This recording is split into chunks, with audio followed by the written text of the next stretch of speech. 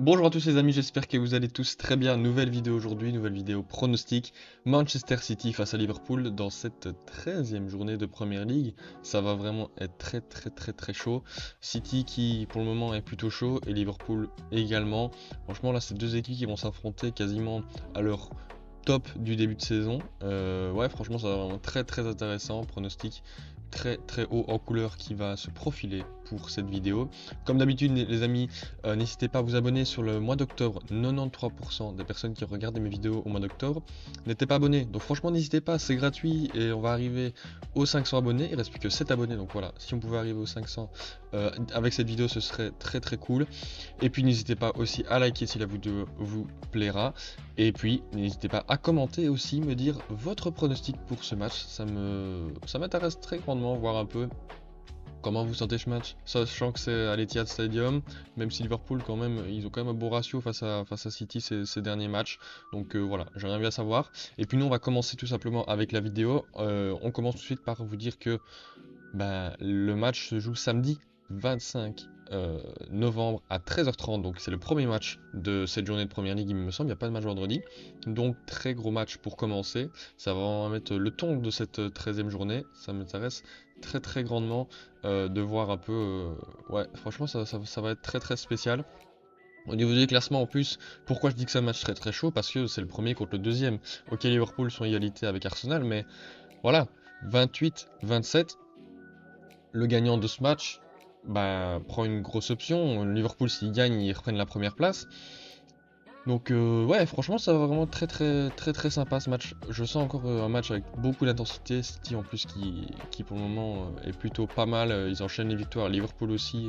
Ouais, franchement, je me réjouis de voir ce match. Un peu compliqué à prédire, mais bon voilà, on va y aller tous ensemble avec les actualités d'abord de Manchester City. On est parti. Et quel dernier match pour City, le 4-4 face à Chelsea. Ouais, franchement, très chaud. Je vous mets les buts évidemment. Là, c'est un peu plus long que d'habitude. Je crois que ça fait plus ou moins 30 secondes tellement il y a eu de buts. Mais voilà, l'ouverture du score sur penalty par Erling Haaland. Puis, il y a l'égalisation de Thiago Silva sur corner. Puis, dans la foulée, le 2-1 de Raheem Sterling face à son ancien club. Magnifique. Puis, à la fin de la mi-temps, Akanji sur une belle tête vient tromper Sanchez. On rentre à la mi-temps, c'est 2-2. On revient de la mi-temps, 47e but de Haaland servi par Alvarez. Donc là, c'est déjà 2-3 après la 47e. Puis Jackson, sur un but plein d'opportunisme, vient la pousser dedans. Rodri vient remettre les Citizens devant grâce à une belle frappe déviée. Et puis Palmer sur penalty, plein de sang-froid, marqué contre son ancien club. J'avais dit Palmer buteur dans ma pronostic, mais bon, c'était quand même assez compliqué. Mais j'avais dit Palmer, je le sentais sur penalty. Et encore une fois, il le transforme. Lui, franchement, il marque quasiment tous ses penalties face à Tottenham, face à City, face à Arsenal. Ouais, le petit, il a quand même, il n'a peur de rien. Donc voilà, on verra bien si ça va continuer plus tard, mais en tout cas un match très disputé. J'espère que vous l'avez vu parce que franchement, c'est peut-être le meilleur match d'il y a, ouais, ça fait 2-3 ans qu'on n'a pas vu un match comme ça. Le 4-4, franchement, avec une intensité. Waouh, franchement, Pochettino et Pep Guardiola nous ont offert un match sublime. Ça jouait dans les deux sens. Franchement, si Chelsea gagne ce match, il n'y a pas grand scandale. Et City non plus. Franchement, Chelsea m'ont vraiment bien impressionné. Je m'attendais pas à un tel niveau de jeu face à cette équipe de City qui est quand même la championne d'Europe en titre. Et là, franchement, gagner faire match nul face à City, c'est pas donné à tout le monde. Et là, Chelsea, franchement, a joué super bien. Ouais, franchement, bravo à eux, parce que c'était très bon. Au niveau du bilan, comme on a dit, ils sont premiers, 9 victoires, un nul, 2 défaites déjà. C'est peut-être un peu le petit point négatif de City cette saison, ils ont déjà 2 défaites. C'est une face à Wolverhampton et une face à Arsenal, justement. Donc voilà, 28 points. Maintenant, comment est-ce que ça va se passer?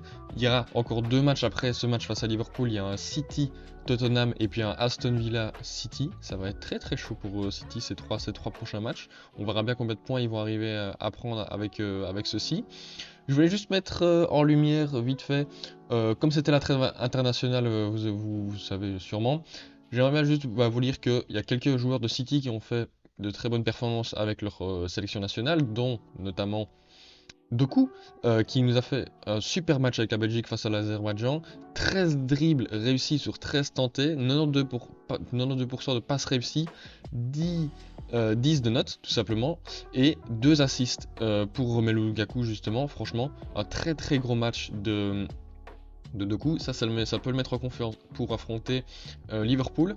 Après, le petit bémol, c'est que l'Angleterre n'a pas fait des gros matchs. Leurs deux matchs, ils ont joué, ils ont marqué 2-0 contre Malte.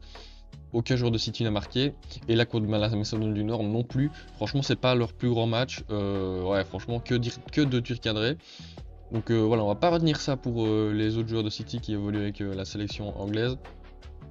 Mais en tout cas, voilà, à ce niveau-là, Alvarez, bah, il a gagné là, contre le Brésil, mais il a perdu contre l'Uruguay, etc. Mais en tout cas, aussi, la grosse frayeur qu'ils ont eu City, c'est qu'Erling Haaland n'a pas joué le deuxième match de la Norvège contre l'Écosse, suite à une blessure à la cheville, donc au pied. Parce que je crois que c'est contre les îles Féroé, il s'est fait mal, mais il n'est pas sorti. C'est après le match que la blessure, à mon avis, bah, s'est manifestée. Et donc il n'a pas su jouer, mais pas de panique pour City. La blessure d'Erling Haaland n'est pas grave et il sera apte pour le choc contre Liverpool selon Fabrizio Romano. Donc pas de panique les supporters de City si vous m'écoutez. Il sera bien là pour ce match. Au niveau de la compo qu'ils ont utilisé face à Chelsea, bah, le 3-4-2-1 habituel, franchement, hein, maintenant on le connaît. Avec Diaz, Gvardiol, Walker en tant que charnière centrale. Le milieu, enfin le secteur médian à 4, Doku, Rodri, Akanji, Foden. Akanji, franchement, on l'a découvert dans un nouveau rôle dans ce match, le rôle un peu à la John Stones, et qui s'en est pas mal sorti, franchement. Ouais, il peut avoir un petit potentiel à cette place-là. Donc peut-être qu'un nouveau défenseur sera mieux défensif suite au choix de Pep Guardiola. Le double soutient l'attaquant Alvarez Silva et puis évidemment en 9 Erling Haaland.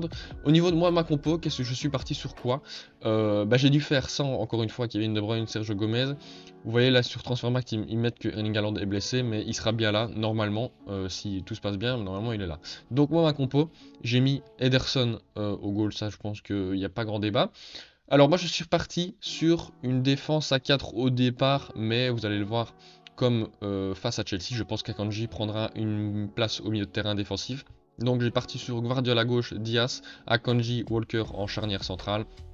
Rodri du coup pour le moment en tant que seul sentinelle, mais à mon avis sera rejoint par Akanji pendant le match. Et puis voilà, plus ou moins la même compo en fait, un Doku, Alvarez, Foden, Silva et puis Haaland en pointe. Franchement c'est le 11 qui marche le mieux pour le moment depuis ce début de saison, en sachant que tu as quand même un Kevin De Bruyne qui est blessé. Quelle place il prendra, ça va être très très très cool de voir à quelle place, et ça va être un peu aussi compliqué pour Guardiola. Après il faut voir aussi comment il va revenir de sa blessure. En tout cas, pour le moment, City, ils n'ont pas énormément de blessés. Quand ils en ont, c'est pas non plus des grosses périodes, à part Kevin De Bruyne. Même à la place d'Akanji, il pourrait réintégrer Stones, qui a fait une saison exceptionnelle la saison passée. Là, il a un peu plus de mal parce qu'il y a eu des petites blessures qui se sont enchaînées. Mais en tout cas, City a un très très très gros 11. Nous, on est parti maintenant pour Liverpool. C'est parti les amis, Liverpool qui continue sa bonne dynamique en première ligue, victoire 3-0 face à Liverpool, face à Brentford pardon, à la maison, hein, à Anfield, avec encore une fois un doublé de Salah, je vous mets les buts évidemment, et puis troisième but c'est Jota qui vient finir le travail. Franchement, il n'y a pas grand chose à redire. 17 tirs, 10 cadrés, contrairement à 16, 3 cadrés pour Brentford. Franchement, Liverpool est très très menaçant offensivement. Ils ont vraiment une armada offensive. Waouh! Diaz, Nunez, Salah, Jota. Non, franchement, c'est Gakpo, etc. C'est vraiment très très très chaud de les arrêter offensivement. C'est vraiment bien rodé, etc. Bien wheelé au niveau de l'attaque. Et ça fait vraiment très peur. Voilà, pour le moment ils sont deuxième de première ligue, 27 tirs, donc 27 tirs, 27 buts, la troisième meilleure attaque du championnat il me semble, ou alors peut-être Newcastle, mais je ne sais plus. Mais franchement sinon c'est la meilleure défense pour le moment, avec Arsenal qui se partage le rôle. Donc franchement ça va être compliqué à la fois pour City de ne pas encaisser un but, mais en même temps de leur inscrire un. Et comme on a fait pour City, quand même, eux, les joueurs de Liverpool se sont peut-être un peu mieux montrés pendant cette trêve internationale, avec un doublé de Dominique Szoboszlai. Franchement lui est très très bon, il a mis des buts magnifiques. Donc note de 10 encore une fois. Égypte, Salah qui met un quadruplé face à Djibouti en éliminatoire de Coupe du Monde. Ok, c'est peut-être pas la meilleure sélection nationale pour pour mettre son meilleur niveau, mais bon, 4 buts quand même, faut le faire. Et puis surtout, la victoire de l'Uruguay face à l'Argentine avec un but de Darwin Núñez, plein de sang-froid. Franchement, lui, depuis ce début de saison, je crois que ses stats, c'est plus ou moins 23 matchs, 12 buts, 7 passes D, je crois. Donc, ouais, franchement, il se met petit à petit dedans. Et ouais, il y a encore 2-3 ratés qui sont un peu dommages. Mais je pense que d'ici l'année prochaine, il sera bien ok. Et il va pouvoir mettre quasiment un but sur chaque occasion. Et c'est pour ça qu'au départ aussi, Klopp le voulait. Mais donc, au niveau de la défense de Liverpool qui a affronté Brentford, Alisson au goal, Van Dijk, Matip en tant que charnière, Alexander-Arnold à droite, Tsimikas à gauche, le milieu Endo, Gakpo, Szoboszlai, et puis en attaque Nunez, Diogo Jota et puis Salah à droite. Ça c'est quand même la base de l'attaque pour le moment. Et puis ben voilà, pour le moment il n'y a pas trop de blessés, il y a juste peut-être Andrew Robertson qui est un peu dommage, Thiago Bajcetic, ça enlève des solutions au milieu, Tsimikas qui s'est blessé pendant la trêve il me semble. Mais il serait de retour pour ce match, donc tant mieux pour Liverpool parce que sinon ça aurait été compliqué sans ces deux défenseurs gauche. Donc voilà, au niveau de mon 11, je suis parti sur du coup Van Dijk, Matip, Alexander-Arnold à droite. Du coup là faut changer, j'ai pas changé, c'est vrai que là j'ai oublié de changer, mais du coup Tsimikas c'est pas Robertson. Au niveau du milieu, j'ai mis Szoboszlai, McAllister, Endo. J'ai préféré McAllister pour peut-être avoir un meilleur équilibre au milieu de terrain face à City. Parce que Rosberg Gakpo, c'est quand même quelqu'un d'assez offensif. Les travails défensifs, ils pourront pas être seulement délégués à une seule personne. Endo, il faudra quelqu'un quand même qui fasse le boulot défensif avec Endo. Donc voilà, pourquoi j'ai mis McAllister. Et puis l'attaque, j'ai mis Luis Diaz, Nunez, Salah. Parce que oui, je l'ai pas dit, mais c'est vrai que Luis Diaz, il a quand même marqué 2 buts avec la Colombie face au Brésil. D'ailleurs, sous la joie de son papa. Je pense que vous avez déjà vu le même sur Twitter si vous suivez un peu, mais ouais, il était particulièrement joyeux, son père, après les 2 buts de son fils Luis Diaz face au Brésil, et ça peut se comprendre. Donc voilà, nous on est parti pour la séquence, mon pronostic, tout simplement. Et au niveau des cotes, franchement, j'étais étonné quand je les ai vus. Manchester City 1,70, le nul à 80, et Liverpool 4,33. Waouh, franchement, c'est une très très très grosse cote pour le nul et Liverpool, sachant que c'est quand même premier contre deuxième. Alors peut-être que c'est à City, mais ouais, franchement, on a quand même vu City fébrile à des moments donnés face à pas des grosses équipes. Donc ouais, surtout que face au gros, mis à part leur victoire face à United, c'est nul contre Chelsea. Perdu face à Arsenal, donc attention à cette équipe de Liverpool, pas trop non plus surestimer Manchester City. Moi au niveau en tout cas de mon pronostic, j'ai mis le match nul, ouais je vois bien un match nul, je vois un match avec énormément d'intensité, ça je pense que tout le monde le voit aussi, mais un match où il y aura, ça va aller un peu dans les deux sens, mais on n'arrivera pas à marquer ce but, et finalement je crois que la situation va être débloquée peut-être par le premier but de Salah. Moi je vois bien d'abord Liverpool marquer et puis Manchester City répondre à ce but plus ou moins dans 10-15 minutes après. Parce qu'ils arrivent à très vite réagir City quand ils prennent un but. Donc voilà pourquoi j'ai mis 1-1. Match avec beaucoup d'intensité. Mais souvent quand il y a beaucoup d'intensité, regardez Chelsea City. Ça va un peu dans les deux sens, du coup, bon là c'est 4-4 évidemment, mais c'est un match nul. Donc que ce soit 1-1 ou 2-2, moi je pense que ce sera plus ou moins cette physionomie de match qu'on aura pour ce match de samedi à 13h30, oui, heure belge. Donc, heure française du coup. Donc voilà, 1-1. En tant que buteur, j'ai mis Foden. Voilà, je pense pas qu'il y aura de penalty, ou alors suffisamment d'espace pour Erling Haaland de pouvoir s'exprimer et venir mettre la balle au fond des filets, ou en tout cas parce que il y a quand même Van Dijk sur lui, donc ça va être très compliqué. Et puis pour Liverpool j'ai mis Salah, pas trop surprenant parce que c'est quand même le meilleur buteur de cette équipe pour le moment depuis le début de saison, il marque quasiment à chaque match en ce moment, donc voilà, je l'ai mis Salah. Et donc voilà pourquoi Foden spécialement, parce qu'il fait quand même un très bon début de saison, il a marqué un très beau but face aux Young Boys, il sait s'infiltrer dans les petits espaces, et c'est ça qui va leur falloir pour City pour pouvoir marquer des buts, c'est les joueurs de petits espaces comme Silva, Foden, Doku, etc. Donc voilà pourquoi j'ai mis Foden. Et donc nous les amis, on se quitte là-dessus.